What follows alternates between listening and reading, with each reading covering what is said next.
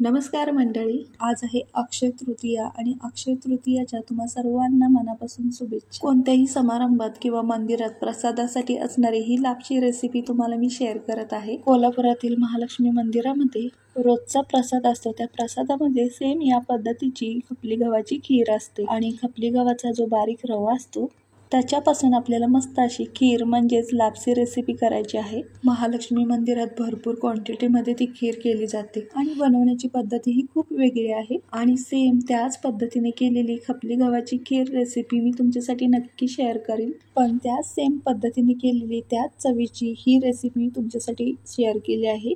फक्त फरक एवढाच, ती अख्ख्या खपली गव्हाची खीर केली जाते आणि मी तुम्हाला मऊसूत अशी खपली गव्हाच्या रव्यापासून केलेली लापसी रेसिपी दाखवत आहे. लापसीसाठी आपल्याला इथं पाणी गरम करून घ्यायचं आहे. आधी एका टोपामध्ये एक मोठी पळी तूप घेतलेलं आहे. तूप तुम्हाला आवडीप्रमाणे इथे घालू शकता. इथे मी आमटीची मोठी पळी भरून तूप घातलेलं आहे. तुम्हाला जर तुपाचं प्रमाण आणखीन वाढवायचं असलं तर तुम्ही इथे वाढवू शकता. बघू शकता इथे 1 वाटी लापशी रवा घेतलेला आहे. रवा तुम्हाला 2 प्रकारे भेटेल, ह्याच्यापेक्षा थोडा मोठाही असतो, अगदी तोही वापरला तरी चालेल.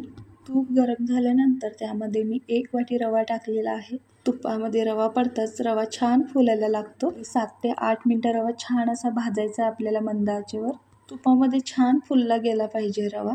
हा लापशीचा रवा 7 ते 8 मिनिटं कलर बदलेपर्यंत आपल्याला परतून घ्यायचा आहे. रवा छान भाजला, मस्त मऊसूत अगदी दाणेदार अशी लापशी तयार होते. ही लापसी रेसिपी अगदी पारंपरिक पद्धतीने केली आहे आणि आज मी तुम्हाला अक्षय तृतीयेनिमित्त ही शेअर केली आहे. सण समारंभ असला की काहीतरी गोडधोड असतंच. अशा वेळेला सकाळी नाश्त्यासाठीही तुम्ही ही लापशी बनवू शकता. अगदी झटपट होते आणि चविष्ट. आणि महाराष्ट्रात कोणत्याही लग्न पंगती किंवा महाप्रसाद असला तर या पद्धतीने सेम लापसी असते. तर हा रवा बारीक आहे, तो थोडा मोठा असतो. इथे मी रवा छान असा कलर बदलेपर्यंत तुपामध्ये परतून घेतला. त्यानंतर मी 10 ते 15 इथे काजूचे काप घातलेले आहेत.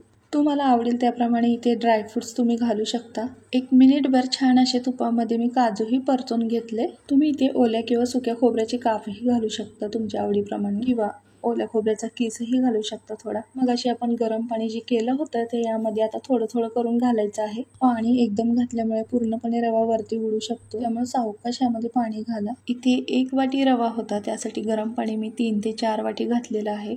पाणी जरी एवढं दिसत असलं तर 5 मिनिटात हे पूर्ण पाणी आटून जातं.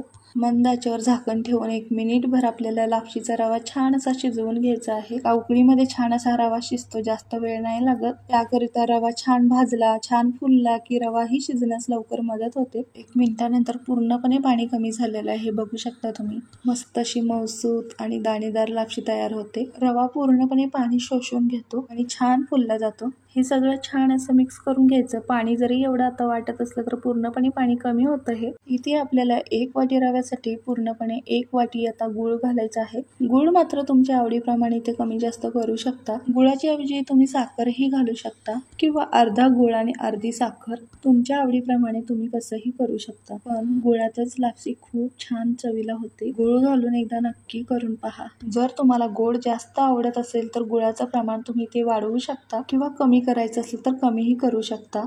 पण 1 वाटी रव्याला 1 वाटी गूळ मात्र बरोबर आहे, त्याप्रमाणे हे तुम्ही करू शकता. गूळ व्यवस्थित विरघळला गेला पाहिजे, त्यासाठी 1 मिनिटभर छान असं परतून घेतलं.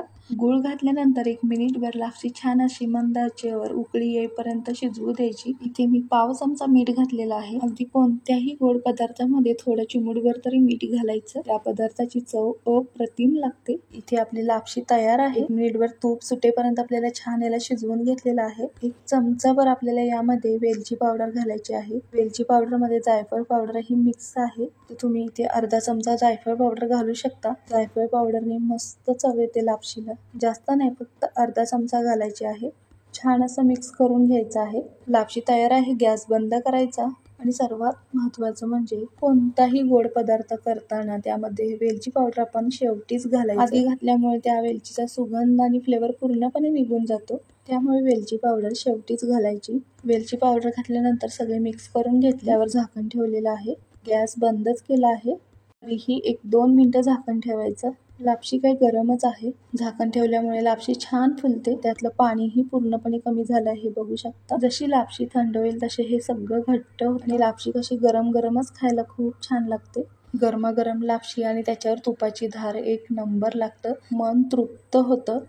जिभेवर ठेवताच विरघळणारी मऊ लुसलुशीत अशी दाणेदार लापशी एकदा नक्की ट्राय करून बघा. माझ्या या पद्धतीने केलेली लापशी रेसिपी तुम्हाला आवडल्यास तुमच्या मित्रमंडळींना शेअर करा आणि या अक्षय तृतीया दिनी तुम्हीही ही लापशी रेसिपी नक्की बनवून पहा. घरी पाहुणे आल्यावर तुम्ही अशी सेम रेसिपी बनवू शकता. तर मंडळी, आजची ही लापसी रेसिपी तुम्हाला कशी वाटली ते नक्की कमेंट करून सांगा. रेसिपीला लाईक करा.